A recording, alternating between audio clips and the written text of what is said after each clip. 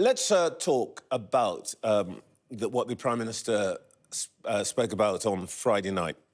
Referring to recent marches, he alleged that, I'm quoting here, our streets have been hijacked by small groups who are hostile to our values and have no respect for our democratic traditions.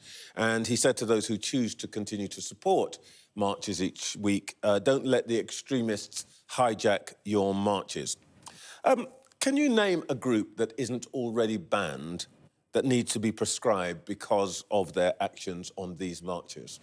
Well, I'm not going to go into those details. That's a matter for the Home Secretary. But I would make this point, Trevor. Well, the Prime Minister spoke about groups consistently in his speech. Yes, I know, but let me answer you, because you made a point, a very important... Let's not get into anonymity. You want to be practical. Yes. You've been saying that to me all this will you let me answer Name one.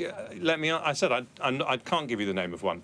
What I can tell you is that the vast majority of British Muslims want to protest peacefully and within the law, and they have every right to do so.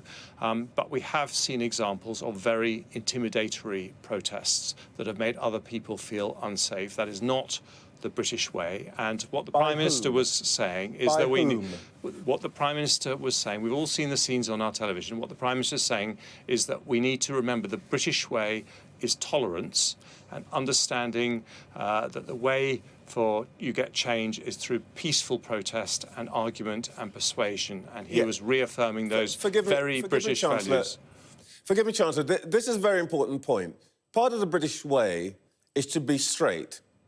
When you say we've seen these protests and these people, which people are we talking about? Who are you talking about? I'm talking about the scenes I've seen on television. I'm talking about the emails I've received from people who've been terrified by what they've seen in some of these protests. And I'm also saying, Trevor, very clearly... Okay. No, let me finish. You must... It's a very important topic. That the but you're not answering the question I'm asking you. No, I'm telling you... Who is it that you're talking about? I don't know the... Intimidating. Trevor, with the greatest respect, I don't know the names of people I see on television. What I do know is that I've had emails from people saying they are absolutely terrified, Jewish people absolutely terrified to go out of their houses because of some of the behaviour of a small minority. What I'm also saying is the vast majority of people on these protests want to do so peacefully and within the law, and we absolutely respect their right to do so.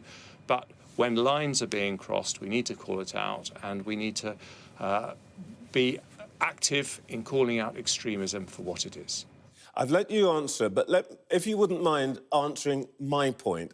And the reason I'm asking this question is that when you and the Prime Minister speak of these anonymous forces or groups or organisations, it leaves people assuming that you must mean either anyone who has been on one of these marches or anyone who happens to profess the Muslim faith. If you know that this is happening, why can't you say what groups, and the Prime Minister specifically talked about groups and organisations, you mean? Trevor, with the greatest respect, and I really enjoy being interviewed with you, but it does feel to me like you actually weren't listening to what I just said. I listened to exactly what you said. What I just said was the vast majority of people are protesting peacefully. That's not the point. And I did not say these people who aren't doing that are anonymous. I said I just happen not to know their names because I look at someone on television and just like you, I don't know their names. So I think I've answered your question with the greatest respect. All right.